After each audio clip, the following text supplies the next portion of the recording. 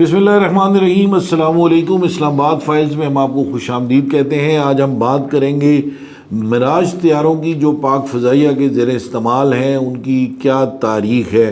अब बड़ा तवील साथ दिया है पाक फ़ज़ाइया, और तवील साथ रहा है पाक फ़ज़ाइया का और मिराज तैयारों का, और बहुत अहम मौक़ों के ऊपर जो मुल्क की फ़ज़ाई सरहदें हैं और जो जोग्राफियाई सरहदें हैं, उनकी हिफाजत के हवाले से मिराज तैयारों का बड़ा किरदार रहा है। उसके साथ साथ जो दूसरी सिग्निफिकेंट बात है वो ये है कि इस वक्त तक पाकिस्तान एयर फोर्स वाहिद एयर फोर्स है दुनिया की जो मिराज तैयारे इस्तेमाल कर रही है। पूरी दुनिया के अंदर जो है वो मिराज तैयारे ग्राउंड किए जा चुके हैं।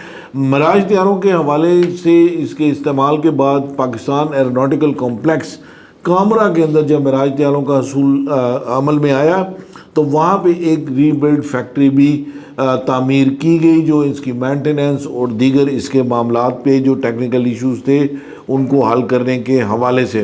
फैसल, मिराज तैयारों की तारीख़ क्या है, क्यों शामिल हुए इसकी पूरे पाकिस्तान एयर फोर्स में, और इनकी ओवरऑल आपकी इसकी अहमियत क्या रही? बिस्मिल्लाहिर्रहमानिर्रहीम। शुक्रिया इमरान साहब, बड़ा अहम मौजू है। इस पे तारीख़ी हवाले से तो खालिद साहब रोशनी डालेंगे, लेकिन चंद बुनियादी चीज़ें जो हैं जो कि बहुत अहम हैं। फ्रांसीसी साख्ता ये तैयारा है, 1956 में पहली दफ़ा जो है वो मिराजेस जो है वो उड़े फ्रांस में, और उसके बाद जो है वो पाकिस्तान को ज़रूरत इसलिए महसूस हुई कि पाकिस्तान के पास जितनी इन्वेंट्री थी इससे पहले वो अमेरिकन थी, और ख़ास तौर पे 1965 की जंग के बाद पाकिस्तान पे जो पाबंदियाँ आयद की गई अमेरिका की जानिब से, तो पाकिस्तान ने जो है वो फ़ैसला किया कि अब मिराजेस की तरफ जाना चाहिए। चीन के साथ भी पाकिस्तान ने मुख्तलिफ तैयारों के हवाले से ख़रीदारी भी की। उसकी तफसीलात खालिद साहब के पास हैं, वो बताएंगे। लेकिन ख़ास तौर पे जब मिराज 3 सबसे पहले जब पाकिस्तान ने ख़रीदे तो उस वक़्त भी पाकिस्तान को जो है वो बहुत सारे मसाइल का सामना रहा, क्योंकि जो ख़ास तौर पे इसके मिज़ाइल लॉन्चर्स थे उसके मसाइल थे। इन तैयारों के हवाले से जो ख़ास तौर पे एंटी रनवे जो वेपन्स होते हैं किसी भी हवाई अड्डे को तबाह करने के लिए, वो मौजूद नहीं थे।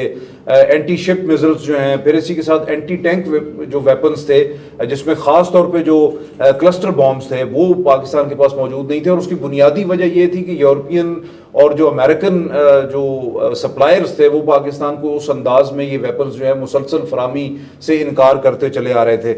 1985 में फिर जो प्रेस्लर तरमीम आई, उस वक़्त जब पाकिस्तान का एक F-16 का मुआहदा हो चुका था अमेरिका के साथ, उसके बावजूद पाकिस्तान में पाबंदियाँ फिर लगाई गईं और पाकिस्तान को मुश्किलात का सामना हुआ। तो फिर उसके बाद पाकिस्तान ने, जो पाकिस्तान के पास पहले जो तैयारे थे मिराजेस, वो क्योंकि नाकाफ़ी थे, उनको भी रेट्रोफिटिंग की ज़रूरत थी।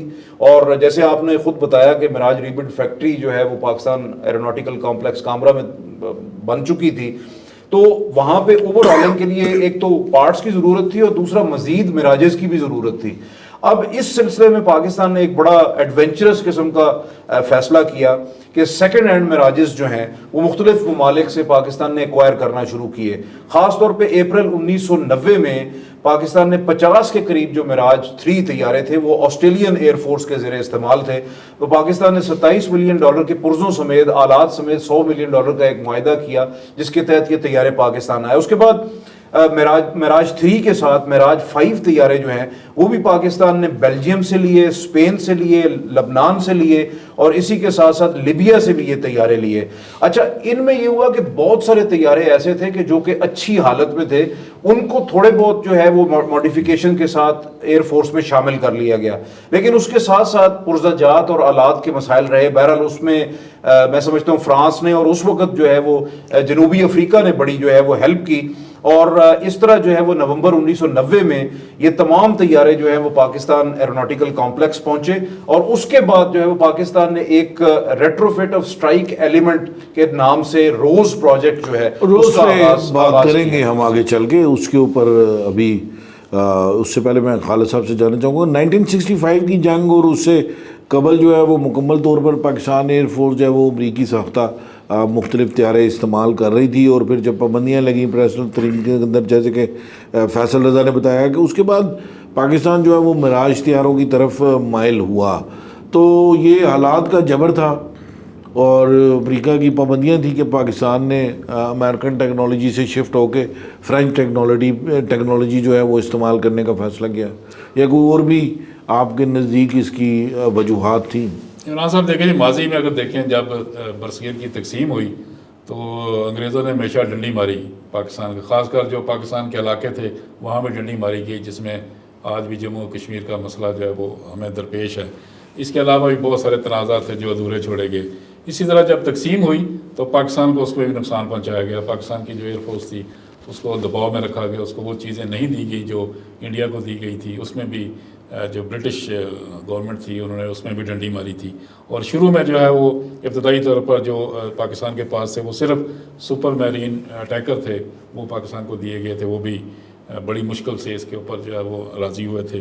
اس کے بعد 23 مارچ کو جو ہے 1956 کو یہ جب رائل پاکستان ایئر فورس جو ہے پاکستان ایئر فورس بن گئی تھی، تو اس وقت پاکستان کے پاس F-86 طیارے آئے۔ 1957 میں یہ طیارے آئے تھے، جس میں 100 کے قریب یہ طیارے تھے، اور اسی دوران جو ہے ایئر مارشل اصغر خان پہلے جو ہمارے مقامی ایئر چیف تھے وہ بنے تھے۔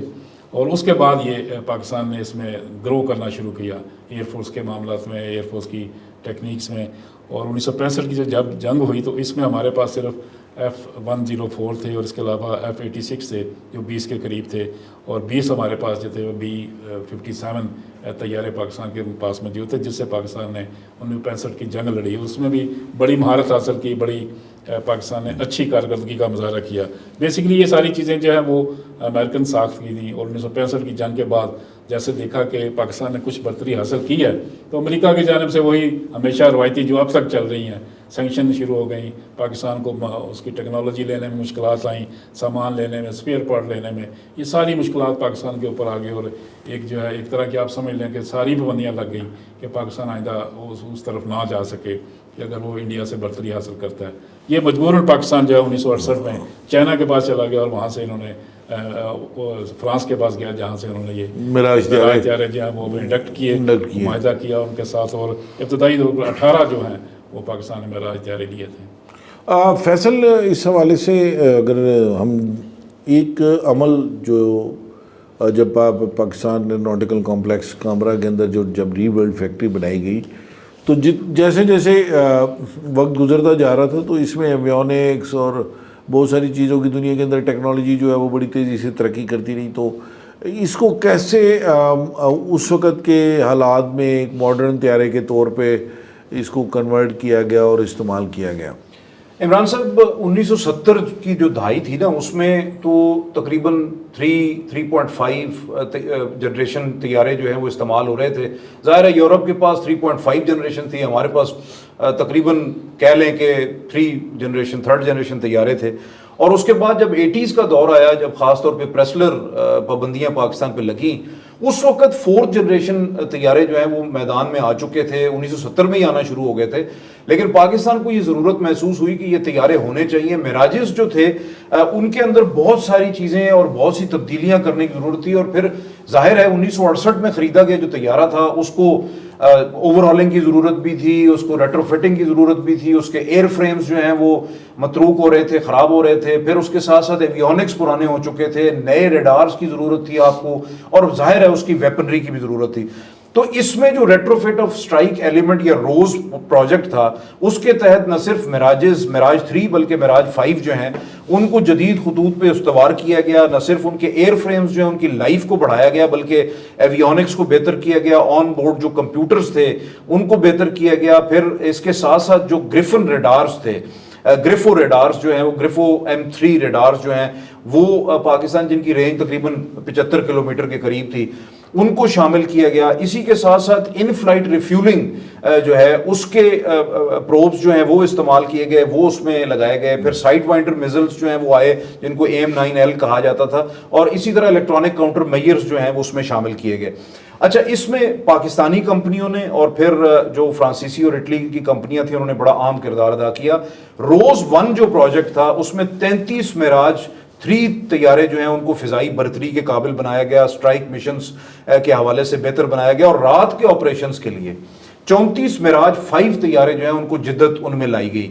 روز 2 پروجیکٹ کے تحت 20 جو ہیں وہ اگر طیارے، میننگ 34 کی بات کریں تو اپروکسیمیٹلی 2 اسکواڈرن جو ہیں وہ جی جی جی، تو یہ 6 اسکواڈرن تقریباً جو ہے وہ بہتر بنائے گئے. بہتر بنائے. پھر اس کے بعد روز 2 جو تھا اس میں 20، روز 3 میں جو ہے وہ 14 طیارے جو ہیں ان کو جدت لائی گئی. ان میں 1998 میں پاک فضائیہ نے جو ہے نا جب لبنان کے ایئر فورس کے گراؤنڈڈ جو طیارے تھے ان کو جو ہے وہ معراج فلیٹ میں عصر نو جو ہے وہ جدید بنا کے وہ شامل کیا.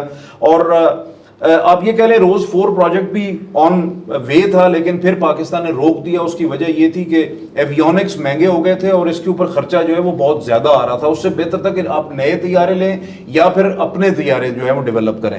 تو 2003 تک پاکستان کی فضائیہ جو ہے وہ تقریباً 275 یہ سب سے بڑی فضائیہ تھی پاکستان کی جو معراج طیارے استعمال اب بھی جو ہے وہ استعمال ہو رہے ہیں. اور یہ معراج 3 اور 5 بڑا سکسیسفلی استعمال کیا بہت سکسیسفلی، کیونکہ اس کا جو معراج طیاروں بہت کی کم تھے، ہسٹری جو ہے وہ پاکستان فضائیہ کے بغیر نامکمل ہے، بالکل نامکمل. تو پاک فضائیہ کا جو روز پروجیکٹ تھا اس نے نہ صرف پاکستان کا قیمتی زر مبادلہ بچایا بلکہ مین پاور تیار کی، وہ مین پاور ٹیکنیکلی اور ٹیکٹیکلی جنہوں نے بعد میں جو ہے وہ JF-17 تھنڈر کی بنیاد رکھی اور انہوں نے کام کیا. پھر مسلسل جنگی صورتحال رہنے کے باعث جو ہے وہ اس طیارے نے بڑا اہم کردار ادا کیا. اس دوران جو ہے وہ آپ کو یاد ہوگا قطر سے معراج 2000 طیارے لینے کی بھی بات ہوئی، لیکن جب انڈیا نے معراج 2000 طیارے جو ہے وہ اپنے فلیٹ میں شامل کرنا شروع کیے فرانس سے، تو پاکستان نے اس کو ڈراپ کر دیا کیونکہ یہ وہ چیز تھی جو کہ ظاہر کمپرومائز ہو سکتی تھی. بیری رول میں پاکستان کو پرابلم رہا، اس میں معراج 5 طیارے جو ہیں ان کو بہتر بنایا گیا اور ابتدائی جو مشکلات تھیں جو کہ انٹرنیشنلی ہمیں بہت ساری چیزیں نہیں مل رہی تھی تو ان آلات اور پرزوں کی مدد سے یہ مسئلہ حل کیا گیا اور بہت عرصے تک 1 سے 2 اسکواڈرن جو ہیں وہ پاک بیریا کے اور سمندری جو بحری حدود ہے اس کے تحفظ کے لیے استعمال ہوتے رہے. تو پاک فضائیہ نے نہ صرف معراج طیاروں کی دیکھ بھال، ان کی اوور ہالنگ، ریٹرو فٹنگ، ان کی تیاری، بالکل ان میں جدت لانے کے حوالے سے بڑا اہم کردار ادا کیا. خالد صاحب معراج طیاروں کی کارکردگی اور ان کی پاک فضائیہ کے لیے خدمات کے حوالے سے کیا کہتے ہیں؟ ریسنٹ 2 بڑے ایونٹس بھی ہوئے ہیں 2019 میں بھی اور پھر اس کے بعد جو حالیہ پاک بھارت کشیدگی ہے اس حوالے سے بھی. دیکھیں جی F-16 کے آنے سے پہلے تک تو سارا انحصار ہی ان کے اوپر تھا. F-16 جب ہمیں ملا تو اس کے اوپر بھی بہت پابندیاں ہیں، باہر ہم نہیں جا سکتے اپنی حدود سے اور اس کے اوپر سینکشن ہے، بے شمار پاکستان کے اوپر قدغن لگائی گئی ہے. یہ سارا انحصار جو ہے وہ معراج طیاروں کے اوپر تھا. 2019 کا جو آپریشن سوئفٹ ریٹارڈ تھا اس میں یہ مرکزی کردار ادا کر رہے تھے یہ طیارے. انہوں نے انڈیا کا بڑا مؤثر انداز میں جواب بھی دیا اور فائٹ بھی کی ان کے ساتھ. تو ان کے جو خوبیاں ہیں اس میں یہ زیادہ تر یہی ہے کہ بمبار سیارے ہیں، اچھی سرویلنس ہے ان کے پاس اور جاسوسی اور نگرانی بھی کر سکتے ہیں. لیکن ہم نے دیکھا کہ اس کا مظاہرہ آپ اور ہم میرے خیال تینوں موجود تھے رفیقی ایئر بیس پہ جب آپریشن سوئفٹ ریٹارڈ مکمل ہوا تھا تو ہمیں ان طیاروں کی جو مشق تھی وہ دکھائی گئی تھی. وہ ایک تاریخی لمحہ تھا ہمارے لیے بھی اور پاکستان کے لیے بھی تاریخی موقع تھا کہ ہمیں وہاں دکھایا گیا ان کی باقاعدہ. اور 50 سال پورے ہونے پہ بہت بڑی سیرمنی ہوئی تھی، سیرمنی بھی منائی گئی اور ایک فتح کا جو جشن ہے وہ بھی منایا گیا تھا. تو میرا خیال ہے کہ یہ بہترین پاکستان کے پاس ابھی بھی موجود ہیں، اگرچہ اب وہ اس طرح کی اہمیت نہیں رہی کیونکہ جدید ٹیکنالوجی آ گئی ہے، اچھے طیارے آ گئے ہیں، لیکن یہ پاکستان کے دفاع میں ابھی بھی بہت مؤثر ہیں. پاکستان کے پاس بڑی تعداد میں موجود ہیں اور یہ ہمارے لیے قابل فخر ہے. اس کو آپ جو ہم ایسے نہیں کہہ سکتے کہ اب طیارے ایک ریلائبل طیارہ ہمیشہ سے رہا ہے. فیصل صرف انتہائی مختصر اس حوالے سے بات کیجیے گا، کتنے اسکواڈرن ابھی باقی ہیں اور اس وقت جو معراج طیارے ہیں ان کی اوور آل کیا پوزیشن ہے؟ جی عمران صاحب، پاک فضائیہ جو ہے 50 سال سے زائد ہو گئے ہیں معراج طیاروں کو پاکستان فضائیہ میں اپنی خدمات سر انجام دیتے ہوئے.